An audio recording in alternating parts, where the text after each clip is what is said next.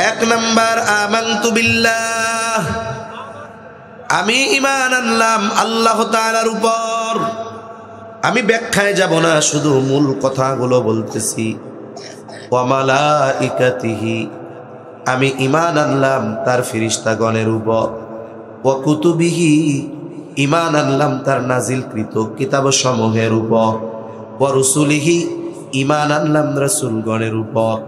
ওয়াল ইয়াউমিল আখিরি, ঈমান আনলাম আখিরাতের উপর। 6 নাম্বার ওয়াল কদরি খাইরিহি ওয়া শাররিহি মিনাল্লাহি তাআলা, ঈমান আনলাম তাকদীরের ভালো মন্দ কার তরফ থেকে হয়। 7 নাম্বার ওয়াল বা'সি বা'দাল মাউত, ঈমান আনলাম মৃত্যুর পরে পুনরুজ্জীবিত হওয়ার উপর। এই 7টার মধ্যে 5 নাম্বার আর 7 নাম্বার এই দুইটা মূলত এক। কারণ মানুষ মৃত্যুর পরে আবার পুনরুজ্জীবিত হবে, ওটাই হলো আখিরাত। 5 নম্বরে বলছি আখিরাতের উপরে ঈমান আনলাম, তার মানে মৃত্যু থেকে নিয়ে একজন ব্যক্তির আখিরাত শুরু হয়ে যায়। এখন যদি আমার মৃত্যু হয়ে যায়, আমার আখিরাত শুরু হয়ে যাবে। আপনাদের কারো যদি মৃত্যু হয়, আখিরাত শুরু হয়ে যাবে। বলে মৃত্যু থেকে নিয়ে এরপরে যত কিছু আছে আমি সব কিছুর উপরে ঈমান আনলাম।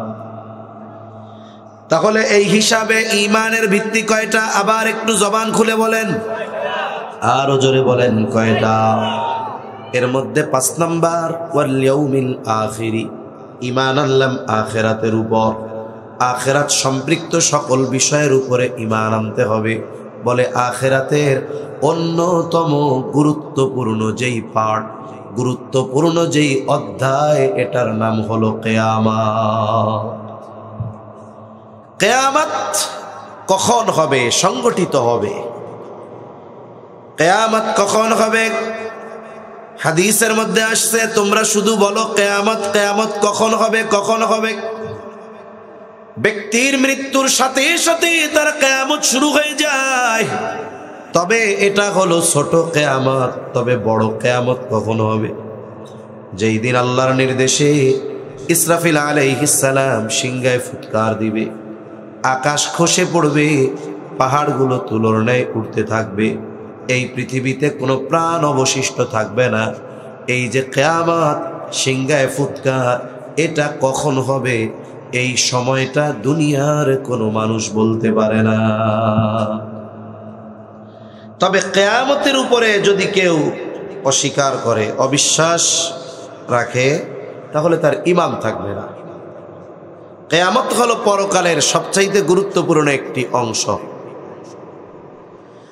আল্লাহ রাব্বুল আলামিন জানায় দেন, এই কিয়ামতের দিনই আমাদের দুনিয়ার কর্মের হিসাব আল্লাহ তাআলা নেবেন। সাথে সাথে এই কিয়ামতের মাধ্যমে আল্লাহ তাআলা আমাদের দুনিয়ার কর্মের প্রতিদান দিবে। আল্লাহ তাআলা কোরআনুল কারীমের মধ্যে বলেন, ওয়া ইন্নামা তুওয়াফাউনা উজুরাকুম ইয়াউমাল কিয়ামাহ, কিয়ামতের দিন তোমাদের পূর্ণ প্রতিদান দেওয়া হবে। তার মানে আমরা দুনিয়ায় যে যে আমল করেছি, ওই আমলের পূর্ণ প্রতিদান দুনিয়ায় দেওয়া হয় না, আমাদের আমলের পূর্ণ প্রতিদান দেওয়া হবে কিয়ামতে। এজন্য কিয়ামত অবিশ্বাসী যারা, তারা কাফের। এক কথায় আখিরাত সম্পৃক্ত যত বিষয় আছে, কোনগুলো অবিশ্বাস করার কোনো উপায় নাই। আল্লাহ তাআলা কোরআনুল কারীমের মধ্যে জাহান্নামীদের জাহান্নামে যাওয়ার কারণগুলো বর্ণনা করেছেন। জাহান্নামীদেরকে জান্নাতীরা প্রশ্ন করে, মা সালাকাকুম ফি সাকার, কোন জিনিসে তোমাদেরকে সাকারে আনলো, কোন কারণে তোমরা জাহান্নামের অধিবাসী হইলা? এইবার জাহান্নামীরা জাহান্নামে আসার কারণ বলে, লাম নাকু মিনাল মুসাল্লিন। 1 নাম্বার বলবে আমরা মুসল্লি ছিলাম না। 2 নাম্বার ওয়ালাম নাকু নুতঈমুল মিসকিন, আমরা মিসকিনদেরকে খানা খাওয়াইতাম না। 3 নাম্বার ওয়া কুন্না নাখুদু মাআল খায়িদিন, আমরা অনর্থক অহেতুক বিতর্কে যারা লিপ্ত হতো তাদের সাথে বসতাম, আমরাও বিতর্কে লিপ্ত হইতাম। 4 নম্বর, ওয়া কুন্না নুকাযযিবু বিয়াউমিদ্দিন, আমরা কিয়ামতের দিবসকে অস্বীকার করতাম, প্রতিদান দিবসকে অস্বীকার করতাম। তাহলে বলেন, কিয়ামত অস্বীকার করে যে সে ঈমানদার থাকবে না বেঈমান হয়ে যাবে? কিয়ামত সংগঠিত হবেই, এর উপরে আমাদের ঈমান রাখতে হবে। তবে কিয়ামত কখন সংগঠিত হবে এর সুনির্দিষ্ট সময় একমাত্র যিনি জানেন তিনি কে? আল্লাহ ছাড়া সুনির্দিষ্ট সময় কেউ জানে না। যেই আয়াত আপনাদের খেদমতে তিলাওয়াত করেছি, এই আয়াতের মধ্যে আল্লাহ তাআলা গায়েব সম্পৃক্ত 5টি বিষয়ের কথা বলেছেন। কয়টি বিষয়? আর একটু জোরে বলেন, কয়টা? 5টা বিষয়ের কথা আল্লাহ তাআলা বলেছেন। অপর আর এক আয়াতে এই 5 বিষয়কে মাফাতিহুল গায়েব, গায়েবের চাবি সমূহ বলা হয়েছে। মুফাসসিরিনে কেরাম বলেন, এই অদৃশ্যের সাথে সম্পৃক্ত যেই 5টি বিষয়ের কথা আল্লাহ তাআলা বলেছেন, গায়েবের চাবি সমূহ, মুফাসসিরিনে কেরাম বলেন পৃথিবীতে যত গায়েব সম্পৃক্ত বিষয় আছে সবগুলো কোনো না কোনোভাবে এই 5টি বিষয়ের সাথে সম্পৃক্ত। আর মুমিনদের পরিচয় দিতে গিয়ে সর্বপ্রথম গায়েবের উপরে ঈমান আনার কথা বলেছেন কে? পবিত্র কোরআনুল কারীমের সর্ববৃহৎ সূরা, সূরা ফাতিহা, সূরা বাকারা সর্বপ্রথম সূরা, সূরা ফাতিহা, এরপর পর সূরা বাকারা। সূরা বাকারার শুরুতেই আল্লাহ তাআলা বলেন, আলিফ লাম মিম যালিকাল কিতাবু লা রাইবা ফীহি হুদাল লিল মুত্তাকিন। আলিফ লাম মিম এর অর্থ একমাত্র যিনি জানেন তিনি কে? এরপরে আল্লাহ তাআলা বলেন, যালিকাল কিতাবু লা রাইবা ফীহি হুদাল লিল মুত্তাকিন। যালিকাল কিতাব, এই কিতাবের মধ্যে কোনো সন্দেহ নাই, লা রাইবা ফীহি হুদাল লিল মুত্তাকিন, এই কিতাব, এই কোরআন হলো মুত্তাকিনদের জন্য পথপ্রদর্শক। বলে মুত্তাকি কারা? যখন কোনো ব্যক্তি ঈমান আনয়ন করে সেও মুত্তাকি হয়ে যায়। মুফাসসিরিনে কেরাম বলেন, ঈমান আনার মাধ্যমে একজন ব্যক্তি তাকওয়ার সর্বনিম্ন স্তরে অবস্থান করে। এই জন্য যিনি ঈমান আনেন তিনিও মুত্তাকি। আল্লাহ তাআলা ঈমানদারদের পরিচয় দিতে গিয়ে বলেন, আল্লাযীনা ইউমিনুনা বিল গায়ব। ঈমানদার কারা? কাদের জন্য কোরআন পথ প্রদর্শক? মুত্তাকির সর্বনিম্ন স্তর ঈমান আনার মাধ্যমে অর্জিত হয়। এখন এই ঈমানদার কারা? বলে আল্লাযীনা ইউমিনুনা বিল গায়ব, যারা ঈমান এনেছে গায়েবের উপর। সুবহানাল্লাহ। আল্লাহকে দেখি নাই, আল্লাহ গায়েব। ঈমান এনেছি, আনছি কি আর নাই? ঈমান এনেছি। এই জন্য গায়েব সম্পৃক্ত বিষয়গুলোর ব্যাপারে সতর্ক থাকা দরকার। আমাদের সমাজে অনেক মানুষ আছে নামাজ পড়ে, আবার জাগতিক লাইনে উচ্চ শিক্ষিত, দেখা যায় লজিক দেয়, বলে যেটা দেখা যায় না সেটা আমরা মানি না। সব কিছু তো আসলেও দেখা যায় না। ব্যথা দেখা যায় না, কষ্ট দেখা যায় না, ব্যথা দেখানো যায়, এটা তো অনুভব হয়। এজন্য এই কথা যারা বলার মাধ্যমে গায়েব সম্পৃক্ত বিষয়গুলোকে ছলে বলে কলে কৌশলে অস্বীকার করতে চায়, এই মানুষগুলোর ঈমান নিয়ে সংশয় আছে, ঠিক কিনা বলেন? এজন্য গায়েব সম্পৃক্ত বিষয়গুলোর উপরে আমরা দৃঢ়ভাবে বিশ্বাস স্থাপন করব। নাস্তিকরা আমাদেরকে খোসাবে, আরে মিয়া যা দেখা যায় না তার উপরে ঈমান আনো, দেখছো এইগুলা? যাই হোক, কথা অন্যদিকে চলে যাবে। তাহলে গায়েব সম্পৃক্ত বিষয়গুলোর মধ্যে অন্যতম বিষয় হলো কিয়ামত। আল্লাহ তাআলা বলেন, ইন্নাল্লাহা ইনদাহু ইলমুস সাআ, কিয়ামতের জ্ঞান একমাত্র যার কাছে তিনি কে? কিয়ামতের ইলম আল্লাহ তাআলার কাছে কখন কিয়ামত সংগঠিত হবে, কিয়ামত কখন সংগঠিত হবে, এই সঠিক সময়ের ইলম জ্ঞান আমার আপনার নবীকেও আল্লাহ তাআলা দেয় না। শুধুমাত্র নবীজি নয়, বরং ওহীর বাহক জিবরাইল আলাইহিস সালাম, ফেরেশতাদের সরদার জিবরাইল আলাইহিস সালাম, তিনিও জানেন না কিয়ামত কখন হবে। কেন জানেন না? কেন নবী জানেন না? কারণ নবীজি আলিমুল গায়েব না। আমাদের ওই অঞ্চলগুলায় এই ঝামেলাগুলো আছে। কিছু ভাই নবীর মোহাব্বত প্রদর্শন করতে গিয়া নবীর ব্যাপারে বলে আল্লাহ যেমন আলিমুল গায়েব, নবীও তেমন আলিমুল গায়েব। নাউজুবিল্লাহ। আমরা যদি তাদের বলি ভাই না না না, আলিমুল গায়েব একমাত্র আল্লাহ, তখন আমাদেরকে তারা বলে নবীর দুশমন, ওহাবি, বিভিন্ন রকমের বকা দেয়, তিরস্কার করে, কাফের বানায় দেয়। কিন্তু একাধিক দলিল দেওয়া যাবে নবী আলিমুল গায়েব নয়। আল্লাহর কসম, নবী আলিমুল গায়েব না হওয়ার কারণে নবীর সম্মান বিন্দু পরিমাণ কমবে না। যদি নবীজি আলিমুল গায়েব না হয় সম্মান কমে যাবে? জীবনেও কমবে না। কিন্তু এদেরকে বোঝাবে কে? আল্লাহ সবাইকে সঠিক বুঝ দান করেন, বলি আমিন।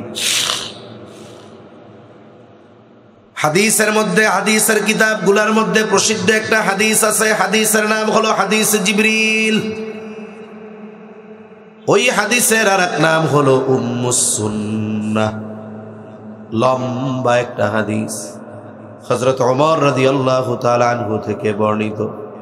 শুধুমাত্র মূল কথাটা আপনাদের সাথে একটু মুযাকারা করি।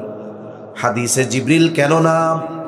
কারণ জিবরাইল আলাইহিস সালাম মানব আকৃতিতে সাহাবায়ে কেরামের উপস্থিতিতে নবীজির কাছে আসছেন, বিভিন্ন প্রশ্ন করেছেন, নবীজি জবাব দিয়েছেন। উদ্দেশ্য হলো সাহাবায়ে কেরামকে দ্বীনের মৌলিক বিষয়গুলো শিক্ষা দেওয়া। জিবরাইল আলাইহিস সালাম নবীজির কাছে আসছেন, একেবারে হাঁটুর সাথে হাঁটু লাগায়া বসছেন, নবীজিকে প্রশ্ন করতেছেন ইসলাম কি? নবীজি জবাব দিলেন ওই 5 ভিত্তির কথা। এরপরে প্রশ্ন করা হলো ঈমান কি? নবীজি জবাব দিলেন ঈমানের 6 ভিত্তির কথা। এরপরে প্রশ্ন করা হলো ইহসান কি? নবীজি জবাব দিলেন। এরপরে জিজ্ঞাসা করা হলো কিয়ামত কখন হবে? নবীজিকে জিজ্ঞাসা করা হলো কিয়ামত কখন হবে? নবীজি এই প্রশ্নের জবাবে বললেন মাল মাসউলু আনহা বিআলামা মিনাস সাইল। এই ব্যাপারে যাকে জিজ্ঞাসা করা হয়েছে, যাকে প্রশ্ন করা হয়েছে, তিনি প্রশ্নকারীর চাইতে বেশি জানেন না। প্রশ্ন করে কে? জোরে কোন কে? জিবরাইল আলাইহিস সালাম। আর জবাব দেয় কে? মুহাম্মদুর রাসূলুল্লাহ সাল্লাল্লাহু আলাইহি ওয়াসাল্লাম। তার মানে ওহীর বাহকও জানেন না কিয়ামত কখন হবে। ওহীর ধারক পয়গম্বর নবীজি জানেন না কিয়ামত কখন হবে। এইবার জিবরাইল আলাইহিস সালাম প্রশ্ন করেছে, তাইলে কিছু আলামত বলেন। আলামত নবীজি সাল্লাল্লাহু আলাইহি ওয়াসাল্লাম এই হাদিসের মধ্যে 2টা আলামতের কথা বলেছেন। কয়টা আলামত? জোরে কোন কয়টা? আরো জোরে কয়টা? 1 নাম্বার, নবীজি জবাব দিলেন আনতালিদাল আমাতু রাব্বাতাহা। 1 নাম্বার আলামত, দাসী তার মনিবকে প্রসব করবে। মুহাদ্দিসিনে কেরাম কয়েকটা ব্যাখ্যা করেছেন, আমি আপনাদের সামনে একটা ব্যাখ্যার কথা বলি। তার মানে যেই সন্তানকে মা গর্ভে ধারণ করেছে, প্রসব করেছে, কষ্ট করেছে, 10 মাস গর্ভে ধারণ করছে, 2 বছর বিনা স্বার্থে দুধ পান করায়ছে, ওই সন্তান বড় হয়ে একটা সময় মায়ের সাথে দাসীর মতো আচরণ করবে। আচরণটা তো কয়েকভাবে হতে পারে, যেমন ইউরোপ আমেরিকা পাশ্চাত্য কালচার যেটা আমাদের উপরে যেটা চাপায়া দেওয়ার ষড়যন্ত্র করতেছে। এতকাল তো এক অবস্থা ছিল, প্রকাশ্য দুশ্মন ছিল। এখন তো এমন এক ষড়যন্ত্র চলতেছে, কি হচ্ছে অভ্যন্তরে দেশের মানুষের খবর নাই। দেশ বেইচা দিল না ইসলাম বেইচা দিল না, কোন জালেম খালকাইটা কুমির আনলাম তার ঠিক আছে নাকি? কারণ একটা জাতিকে ধ্বংস করার জন্য অস্ত্র যতটা কাজ করে তার চাইতে সভ্যতা, কালচার, ওই জাতির সংস্কৃতি ধ্বংস করে দেওয়া এটা আরো বেশি কাজ হয়। পাশ্চাত্য কালচার কি বলে? ওইখানে মা, ছেলে, ভাই, বোন, বাবা, মেয়ে জেনা করাকে এটা কোনো খারাপ কিছু মনে করে না। মায়ের চাহিদা পূরণ করাকে ছেলে মনে করে ভালো কাজ। কিন্তু মুসলিম কালচার এটা আমরা কল্পনাও করি না, স্বপ্নে দেখলে পরের দিন ঘৃণায় নিজেরে রাখতে পারি না। এত নিকৃষ্ট একটা কাজ তাদের দ্বারা হয়। মুসলিম সমাজে এমনটা হয় না, তবে এমনটা তো হয় যেই মা জীবনের সর্বস্ব ত্যাগ করে সন্তানকে লেখাপড়া শেখায়, ওই সন্তান যখন টাকা পয়সার মালিক হয়, গাড়ি বাড়ির মালিক হয়ে যায়, ওই সন্তানের কাছে তার মা বোঝা হয়ে যায়। কত জায়গায় দেখি মাকে গোয়াল ঘরে শোয়া রাখছে, ছেলের 5 তলা বাড়ি। কত জায়গায় এমন মা যদি কাজ না করে খানা দেয় না। কত জায়গার ঘটনা এমন, কয়েক ভাই মিলে মাকে বস্তায় বইরা নির্জনে এক জায়গায় ফালা রাখছে। বলেন তো সমাজে সময়ের সাথে সাথে মায়ের সাথে, পিতার সাথে এই ধরনের আচরণ কমে না বাড়ে? কিয়ামতের আগে এগুলো বাড়বে, বাড়ুক। তবে আমাদের কি করণীয়? এই কাজটা যেন আমাদের মাধ্যমে না হয়, কোন ইনশাআল্লাহ। মা বাবা সবচাইতে বড় নেয়ামত। মা বাবার দোয়ার চাইতে সন্তানের জন্য বড় মূল্যবান আর কোনো কিছু হতে পারে না।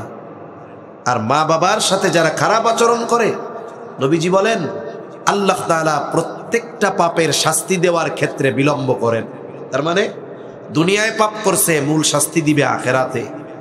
কিন্তু মা বাবার সাথে যদি কেউ খারাপ আচরণ করে, মা বাবার হক যদি নষ্ট করে, অসৎ আচরণ করে, ওই শাস্তি আখেরাতে শুরু হবে এমন নয়, দুনিয়ায় থাকতে এই শাস্তি আল্লাহ দেওয়া শুরু করে দিবে। এজন্য সাবধান, মা বাবার সাথে খারাপ আচরণ করব না। এই হাদিসের অংশ বলার মূল উদ্দেশ্য ছিল হাদিস থেকে আপনাদের সামনে এই কথাটা বলা যে কিয়ামত কখন হবে নবীও জানেন না, জিবরাইলও জানেন না। তবে নবীজি সাল্লাল্লাহু আলাইহি ওয়াসাল্লাম আমাদেরকে কিয়ামতের অনেকগুলো আলামত জানায় দিয়েছেন। আলামত সম্পৃক্ত একটি হাদিস আমি আপনাদের মধ্যে পাঠ করেছি। এই হাদিসের মধ্যে নবীজি সাল্লাল্লাহু আলাইহি ওয়াসাল্লাম 6টা বিষয়ের কথা বলেছেন। নবীজি বলেন এই 6টা বিষয় যতক্ষণ সংগঠিত না হবে ততক্ষণ পর্যন্ত কিয়ামত সংগঠিত হবে না। কয়টা বিষয়? 6টা বিষয়। 1 নাম্বার, নবীজি সাল্লাল্লাহু আলাইহি ওয়াসাল্লাম বলেন লা তাকুমুস সাআতু হাত্তা ইউকবাযাল ইলম। নবীজি বলেন কিয়ামত ততক্ষণ সংগঠিত হবে না যতক্ষণ না ইলম উঠায়া না নেওয়া হবে। তার মানে কিয়ামতের আগে ইলম উঠায়া নেওয়া হবে। প্রথম কথা হলো ইলম আল্লাহ কিভাবে উঠায়া নিবে। ছোটবেলায় আমরা গল্প শুনতাম, গল্প, সব গল্পই তো আর সত্য হয় না। গল্প হইলেই কি সত্য হয়? সত্য হয় না। আমরা ছোটবেলায় গল্প শুনতাম কিয়ামতের আগে আল্লাহ কোরআন হাদিস উঠায় নিবে, এইভাবে শুনতাম। কিভাবে উঠায় নিবে? গল্পে বলতো যে একদিন ইমাম সাহেব ফজরের নামাজে ইমামতির জন্য দাঁড়াবে, তাকবীরে তাহরিমা আল্লাহু আকবার বলে হাত বাঁধবে, সানা পাঠ করবে, আউযু বিল্লাহ বিসমিল্লাহ পড়বে।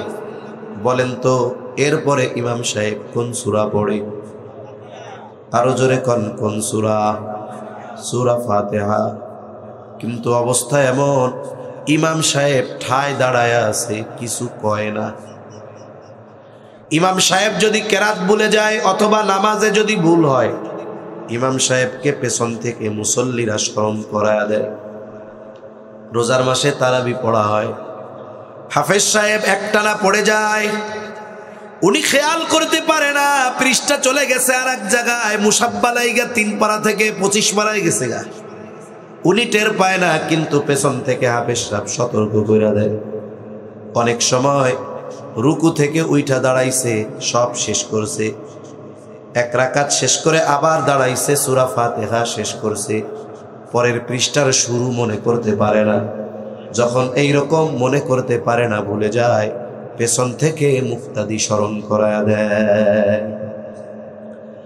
অবস্থা হলো এমন, ইমাম সাহেব সূরা ফাতিহা কইতে পারে না, মুসল্লিরাও কইতে পারে না, ভুলে গেছে। ইমাম সাহেব এবার নামাজ ছেড়ে দিয়া মসজিদের তাক থেকে কোরআন হাতে নিয়া সূরা ফাতিহার উপরে একটু নজর বোলানোর ইচ্ছা করলো।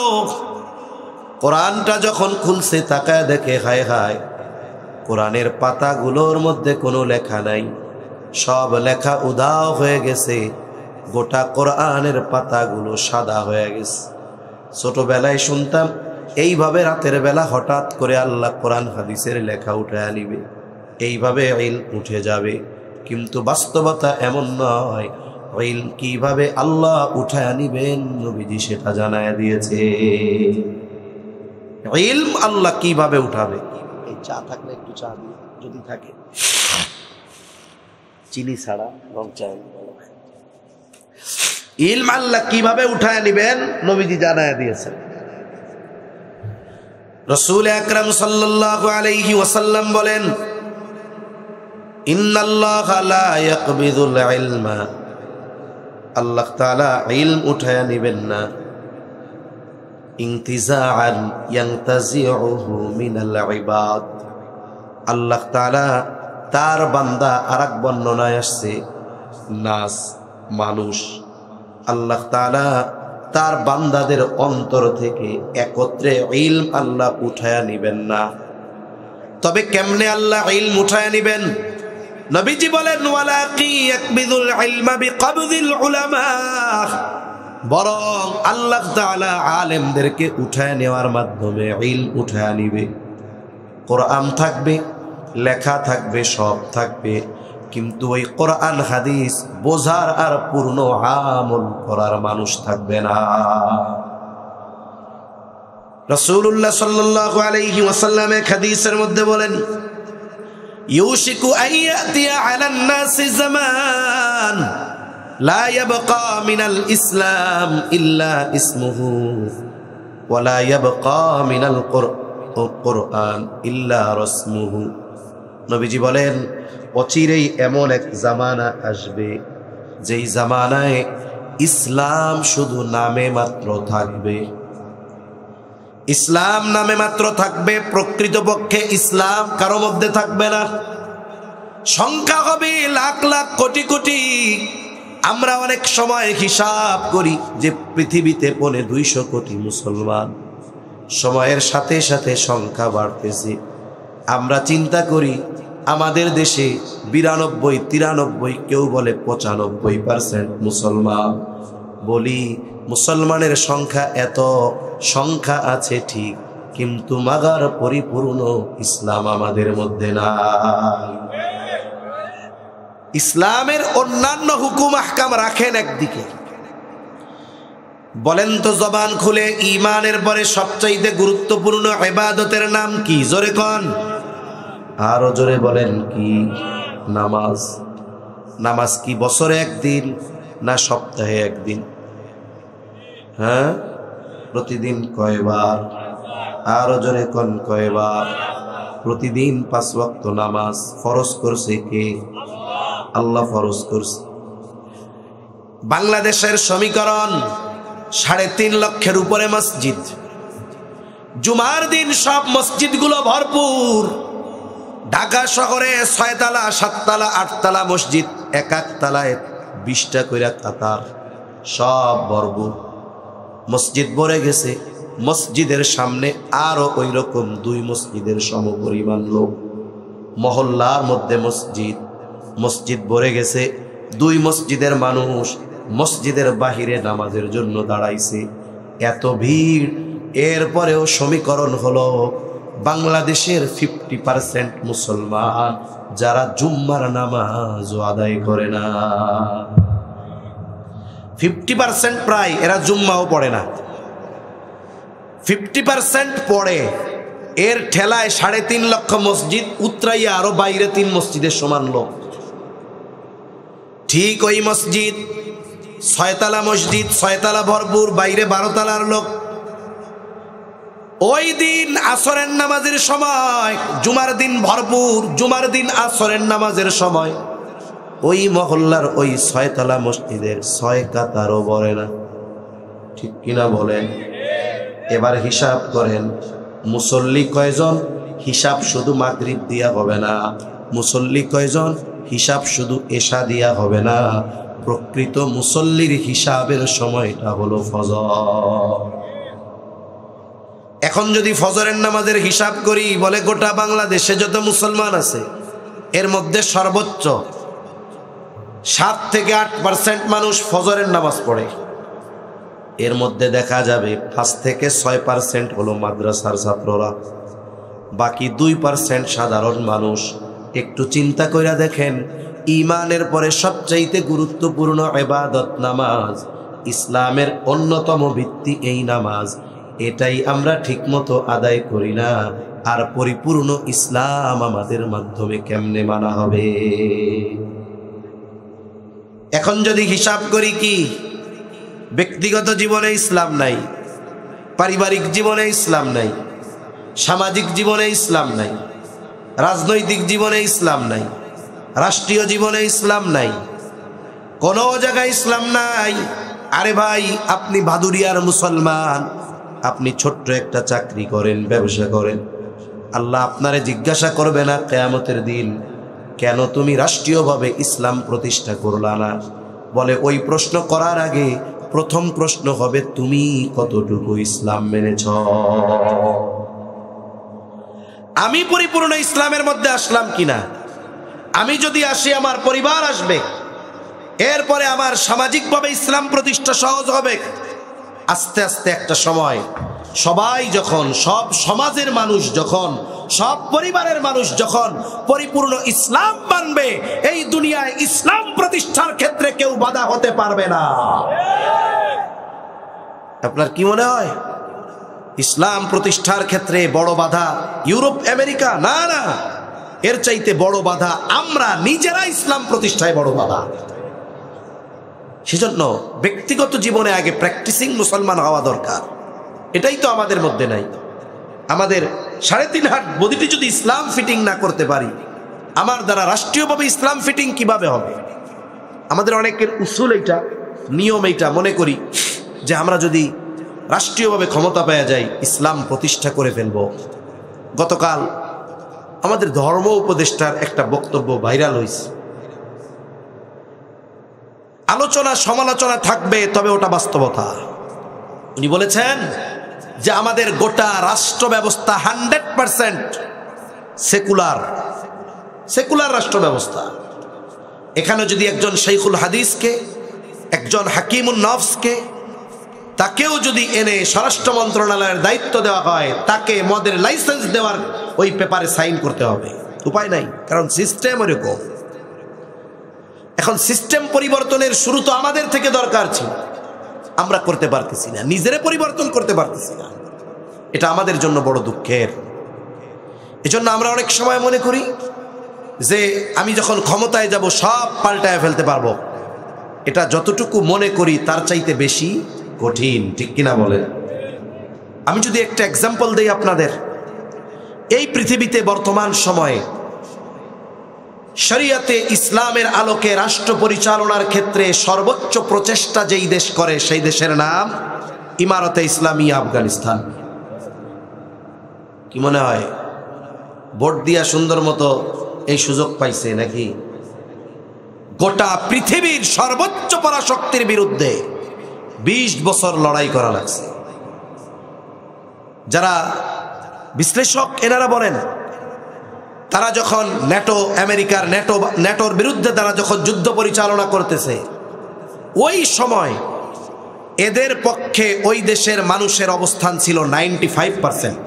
তার মানে যেই সময় যুদ্ধ চলতেছে, শতকরা 95% মানুষ তাদের পক্ষে থাকার পরেও 20 বছর এই পৃথিবীর সবচাইতে সম্মিলিত সামরিক জোট ন্যাটোর বিরুদ্ধে তাদের যুদ্ধ করা লেগেছে। কয় বছর? 20 বছর। আমাদের পরিস্থিতি চারদিকে তাকান, কত কঠিন। এজন্য আমরা যদি মনে করি এটা কঠিন আমাদের জন্য, তবে আল্লাহ চাইলে অসম্ভব নয়।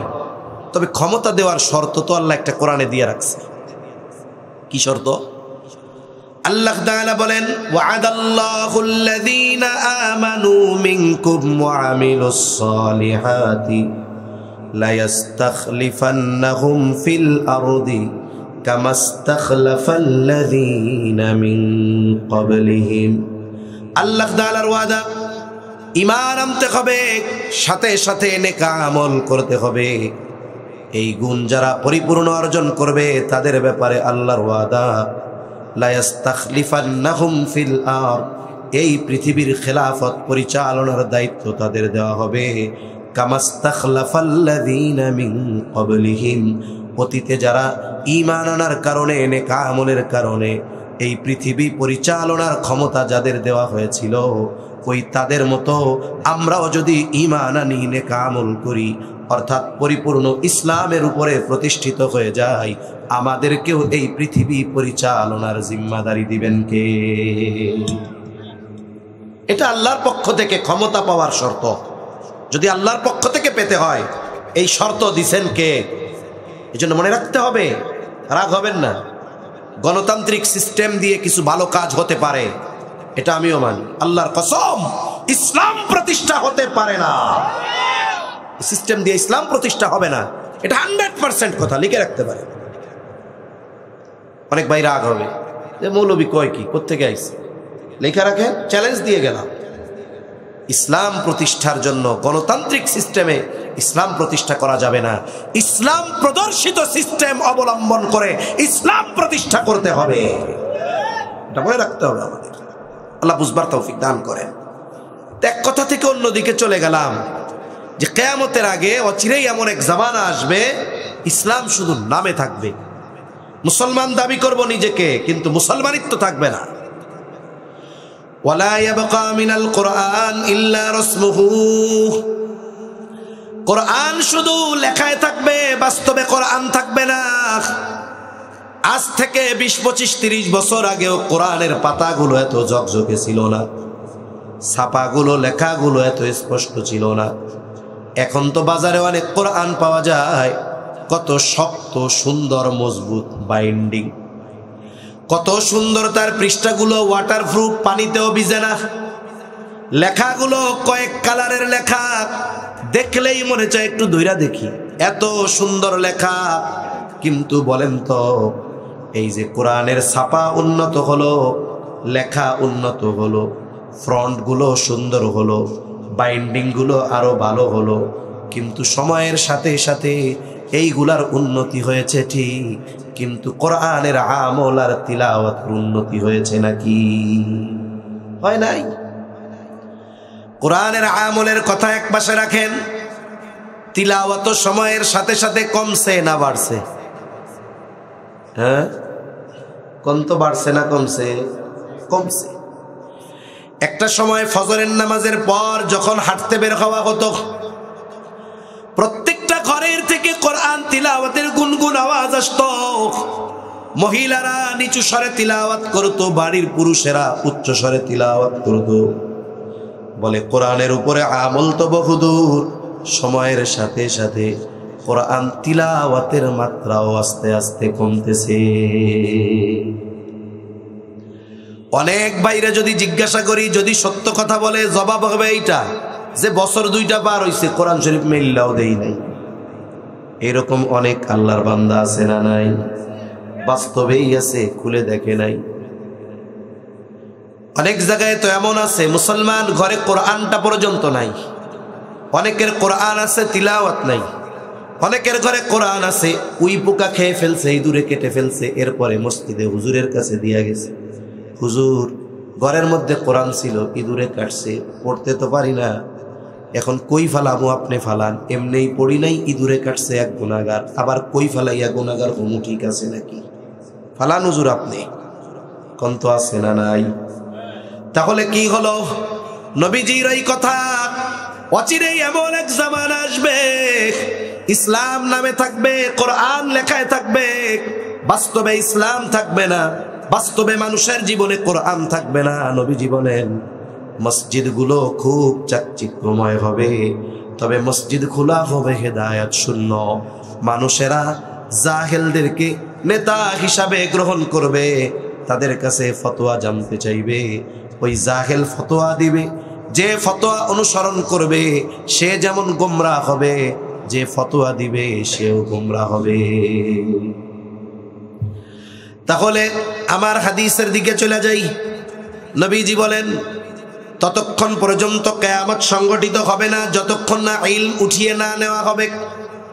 ইলম আল্লাহ একত্রে উঠায় নিবেন না, কোরআন হাদিসের লেখা উঠে যাবে না, এক রাত্রে কোরআন হাদিসের কপিগুলো আল্লাহ উঠায় নিবেন না, বরং আলেমদের উঠায় নেওয়া যাওয়ার মাধ্যমে ইলম উঠায় নেওয়া হবে। এই জন্য আমরা তো অনেক সময় অন্তরের মধ্যে আলেমদের প্রতি বিদ্বেষ রাখি। আল্লাহর কসম, এই জমিনে যতদিন হক্কানি উলামায়ে কেরাম থাকবে, আলেমরা থাকবে, ততদিন আল্লাহ কিয়ামত দিবে না। তাহলে কিয়ামত আমাদের থেকে দূরে থাকার অন্যতম মাধ্যম হলো উলামায়ে কেরাম। অনেক সময় আমরা জাগতিক কারণে উলামায়ে কেরামের বিরুদ্ধে আচরণ করি, উলামায়ে কেরামকে বকা দেই, যতই বকা দেই, যতই বিরোধিতা করি, বলে এই যে কিয়ামত ত্বরান্বিত হয় না, এর অন্যতম কারণ হলো উলামায়ে কেরাম। এই জন্য আলেমদের কদর করব, আলেমদের সাথে সুসম্পর্ক রাখবো। জাগতিক কারণে কোনো আলেমকে আমি শত্রু জ্ঞান করব না, শত্রু মনে করব না, ইনশাআল্লাহ। আল্লাহ তৌফিক দান করেন। এরপরেও সময়ের সাথে সাথে অতীতের আলেম যারা চলে যাবে, পরবর্তীতে তাদের মতো আসবে না। শাইখুল ইসলাম আল্লামা শাহ আহমদ শফি রহমাতুল্লাহি আলাইহি চলে গেছে, বলেন তো ওনার জায়গা পূর্ণ করার মতো কোনো ব্যক্তি আছে নাকি? মুফতি আব্দুস সালাম চটগামী রহমাতুল্লাহি আলাইহি চলে গেছে, ওনার জায়গা পূরণ করার মতো কেউ নাই। শাইখুল হাদিস আল্লামা আজিজুল হক রহমাতুল্লাহি আলাইহি চলে গেছে, ওনার জায়গা পূরণ করার মতো কেউ নাই। ধারাবাহিকতার ক্রমান্বয়ে আস্তে আস্তে একটা সময় ওনাদের মতো কোরআন সুন্নাহ বোঝা ইলম আমলওয়ালা লোক দুনিয়ায় থাকবে না। এইভাবেই আল্লাহ তাআলা আলেমদের উঠিয়ে নিয়ে যাওয়ার মাধ্যমে ইলম উঠায় নিয়ে যাবে। 2 নাম্বার, নবীজি সাল্লাল্লাহু আলাইহি ওয়াসাল্লাম জানায় দেন ওয়া তাকসুরাজ জালাজিলু, কিয়ামতের আগে ঝলঝলা বেড়ে যাবে। যতক্ষণ না মাত্রাতিরিক্ত ভূমিকম্প না হবে ততক্ষণ কিয়ামত সংগঠিত হবে না। এখন ভূমিকম্প কেন সংগঠিত হয়? ভূতাত্ত্বিক যারা তারা বলেন পৃথিবীতে আমরা বসবাস করি পৃথিবীর উপরিভাগে, আমরা পৃথিবীর উপরে বসবাস করি, তবে আমাদের সবার বসবাস স্থল একত্রিত নয়। এমন নয় যে আমরা সবাই যারা বসবাস করি সবাই একটা জায়গার উপরে থাকি, এমন না, বরং এই পৃথিবীতে অনেকগুলো প্লেট আছে, এগুলোকে বলে টেকটনিক প্লেট। মনে করেন বোঝানোর জন্য, এই যে একটা প্লেট, এইটার উপরে এশিয়া মহাদেশ, আলাদা আর একটা প্লেট, এটার উপরে আফ্রিকা মহাদেশ, আর একটা আলাদা প্লেট, এটার উপরে ইউরোপ মহাদেশ। এইভাবে আলাদা আলাদা এক একটা জায়গার উপরে আমরা বসবাস করি। এই প্লেটগুলো পাশাপাশি অবস্থানরত এবং এগুলো ভূগর্ভে এদের চলাচল হয়, চলাচল মানে নড়াচড়া করে। কতটুক নড়াচড়া করে? বলে এক একটা টেকটনিক প্লেট বছরে, এক বছরে 10 থেকে 16 সেন্টিমিটার পর্যন্ত চলাচল করে, নড়াচড়া করে, মাত্র 16 সেন্টিমিটার। এই চলাচলের কারণে পৃথিবীতে সর্বক্ষণ ভূমিকম্প হতে থাকে। তবে আমরা মানুষ 2, 2.5, 3 মাত্রা, 4 মাত্রার ভূমিকম্প হলেও টের পাই না। যখন 16 সেন্টিমিটার নড়াচড়া হয়, যখন গতিটা থাকে কত বছরে 16 সেন্টিমিটার, এই গতিতে চলতেছে, এটা তো চোখেও ধরা পড়বে না। বলে এতটুকু গতিতে যখন নড়ে তখন যদি 3.5 মাত্রার ভূমিকম্প হয়, 16 দুগুণী 32, এখন গতিটা যদি বেড়ে বছরে 32 সেন্টিমিটার গতি হয়ে যায়, তাহলে ভূমিকম্প হবে 7 মাত্রা। কয় মাত্রা? কথা বুঝেন নাই মনে হয়। কে কে বুঝেন নাই হাত উঁচা করেন তো। কথা কি বুঝেন?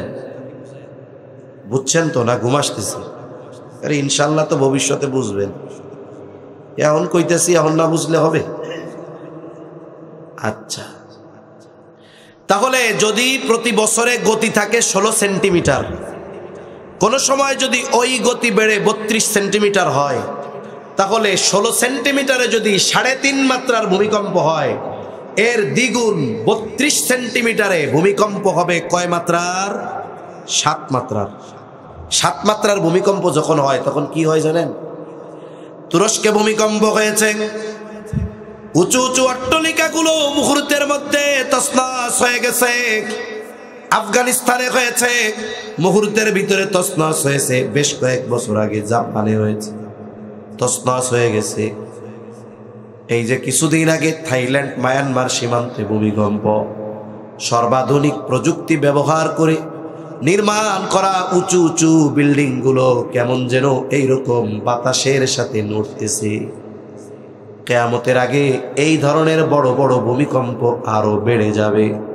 এখন ইমানদার সে তো এই জাগতিক বিপর্যয় শুধুমাত্র দুনিয়ার ওই বিশ্লেষক যারা তাদের কথার উপরে মেনে নিবে না, বরং এই ধরনের বিপর্যয়কে ইমানদার ব্যক্তি কোরআন হাদিসের নজর দিয়ে বিশ্লেষণ করে। তাহলে ভূমিকম্প বাড়ার কারণ কি? ভূতাত্ত্বিকরা বলে এটা হলো টেকটনিক প্লেটের নড়াচড়ার কারণে। আর ভূমিকম্প কেন বাড়ে, এই বিপর্যয় কেন হয়? আল্লাহ তাআলার কোরআন থেকে জবাব নেন। আল্লাহ তাআলা বলেন, যাখারাল ফাসাদু ফিল বাররি ওয়াল বাহরি বিমা কাসাবাত আইদিন নাস। আল্লাহ তাআলা বলেন, জল স্থলের যত বিপর্যয় এগুলো সব মানুষের হাতের কামাই। তার মানে ভূমিকম্প, অতিবৃষ্টি, অনাবৃষ্টি, সিডর, আইলা, লাইলা, জলোচ্ছ্বাস, সুনামি, যা কিছু বলেন না কেন, এগুলো হওয়ার কারণ হলো আমরা, আমাদের পাপ। ঠিক কিনা কর? তবে একটা বিষয় মনে রাখতে হবে, আল্লাহ তাআলা ভূমিকম্প দিয়া, সিডর, আইলা, লাইলা দিয়া আমাদেরকে সমূলে শেষ করে দিতে চান না। এগুলো কেন দেয়? বলে এগুলো দিয়ে আল্লাহ সতর্ক করে যে বান্দা তুমি পাপের পথ থেকে ফিরে আমার দিকে আসো। আল্লাহ তাআলা বলেন, লিউযীকাহুম বা'দাল্লাযী আমিলু লাআল্লাহুম ইয়ারজিউন। আমাদের আমলের কারণে এই শাস্তি কেন আল্লাহ সাধন করায়? আল্লাহ বলেন, লিউযীকাহুম বা'দাল্লাযী আমিলু লাআল্লাহুম ইয়ারজিউন, যাতে করে তারা প্রত্যাবর্তন করে, ফিরে আসে পাপের পথ থেকে। কার পথে? জোরে বলেন, আল্লাহর পথে। এজন্য ভূমিকম্প বাড়ার অন্যতম কারণ হলো পাপ। এখন কোন কোন পাপ বাড়লে ভূমিকম্প বাড়তে পারে?